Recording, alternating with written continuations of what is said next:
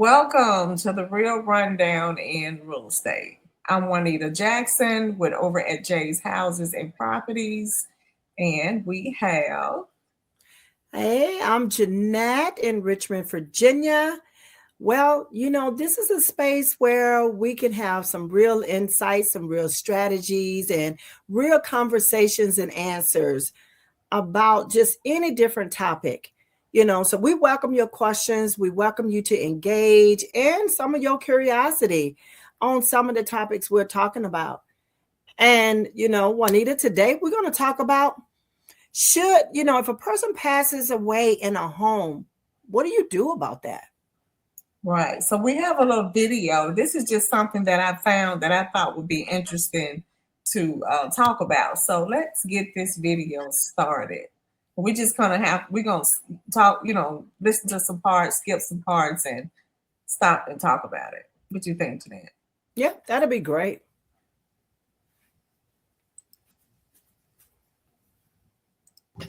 Basic information.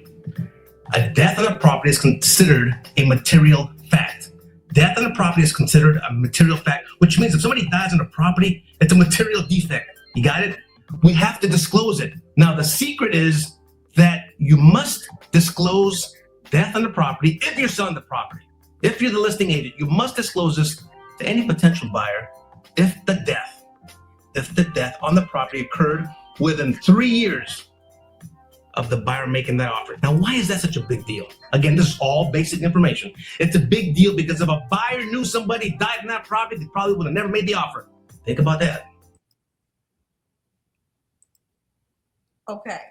All right, Jeanette, I paused it right there. So what do you think so far? I don't know if that's the first thing that anyone asks when they are going to look for a property. And, the position I hold, it's not something I would voluntarily do. And I hear what this gentleman is saying, and I just think every state have different laws. I was just getting ready to say that. And I think this guy is in the state of California. So there is different laws for different states. So, right. So I kind of wanted to that's why I stopped it, because I kind of wanted to address that. Yeah. He is actually talking about in the state of California. Yeah. What I do know is in the state of Virginia, it is not something legally required to voluntarily say. Yeah. That's what I know to be true. So you don't really have to disclose that information. Right. Like you said, because like I said, and it's different for different states. Different states, you have to disclose it, and then you got the different states that you don't have to disclose it. That is true.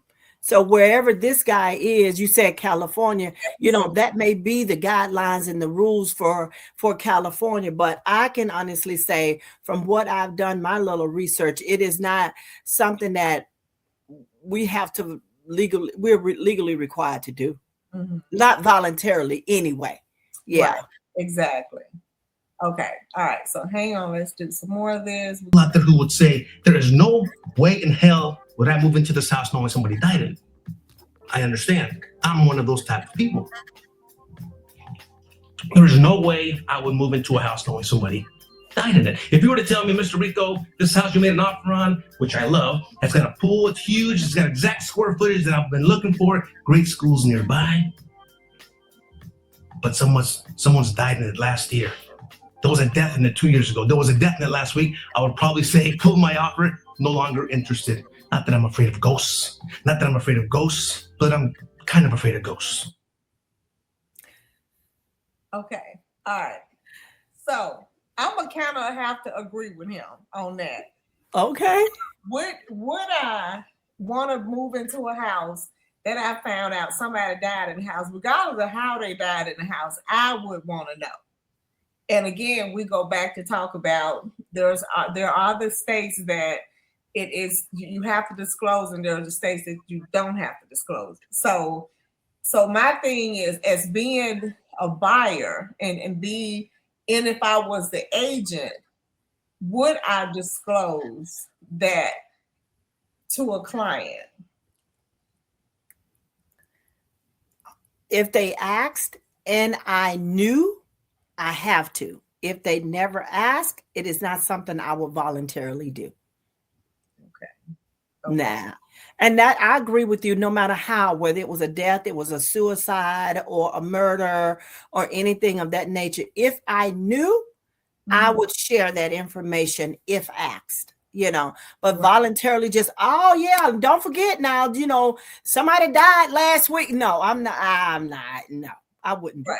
Yeah. But but that's kind of like that's that's kind of like what they call it, a sticky subject. Yeah. Right. You already know that deal is pretty much done. If you know what, in some cases, and then again, I think we'll hear him say it later on. Some people like, okay, they more concerned about the living than they is the dead, So it may or may not be. It may not bother. I would tell you personally, if it's a house I love, and I don't think it would bother me one way or the other. Yeah, and see, to me, and just from being on the buyer side, yeah, it would bother me. I would not want to. Really? I wouldn't, because you think about, well, I'm not gonna say I'm superstitious or anything like that, but I mean, I believe in like different spirits, and I've heard of different stories about, horror stories. And one of them, and not to make this long, this lady was telling me, and she had moved into this house, and every time it rained, there was blood like going down the curtains. Oh my. Yes, every time it rained. And once it stopped raining, no signs of it. And she said every night this spirit will come and sit at the, now if it was a lie, she told it, but it will come and sit at the end of the bed every single night. Now what questioned me is like, why would you continue? Like, after that happened the first night, oh, I'm like so out of there. But the only thing that she said that made her move is one day she was getting ready to barbecue on the balcony, and the whole balcony just collapsed. And that was a sign where she said, that's it. I'm leaving. But I would have been gone when I first saw the blood coming down the curtains. I would have been gone when the thing sat at the end of my bed every night. Like that happened. Yeah, I think if it's to that extreme, that if this is truthful information, like visually seeing that, oh yeah, I would have called that realtor, like, this house has got to go back on the market. But again, putting that realtor, now that if I disclose that to that person, they got to say it. They got to talk about it. If it got to that point, ain't no way I would be there. No. So I'm that person. No, all right. So need we go on? Okay, carry on. Okay. I believe in them, and I don't want to be bothered when I'm sleeping at night. You with me? I do not want to be bothered when I'm sleeping at night. That's the last thing I want to happen. So it's important because a lot of people are superstitious and they believe in the paranormal, and we can't hide that fact. Now, again, for California Civil Code section 1710.2, you must disclose any death on a property that's occurred within the last 3 years of when the buyer is making an offer on it. That's important. Now, let me give you an example. There's a few exceptions to the rules. There's some situations where you're going to say, damn, I never thought this was going to happen. What do I do? All right. So the good thing is he is in California. Yeah. They have this law, the civil code, that they must disclose, and it's up to 3 years, apparently, but again, just I'm in Virginia, and it just says it is not a legal requirement. Right. And that's what I think I would always stand on, because it does not affect the physical conditions of that particular property. Right. And for me, just know, even though if I'm practicing in a state and it doesn't require me to disclose that, would I? And would I? And Well, it's not laws. This is morals. This is right. But if a person asks you and you're in that capacity of, you know, selling them, if you're in that realtor role and you have a client that asks, you got to answer truthfully. You have to. You have to answer truthfully. And that may mean you've lost that deal, or y'all gonna keep looking, or whatever the case may be. But I can only say in Virginia, if you're in a realtor's role and that client asks you outright, you must answer truthfully. right. Yeah. So Okay. either you pray they don't ask. so what we can do, you know, just so Jeanette, that we don't have the video to be too long this time, we are going to continue this Okay. conversation. So we may be on this for a while.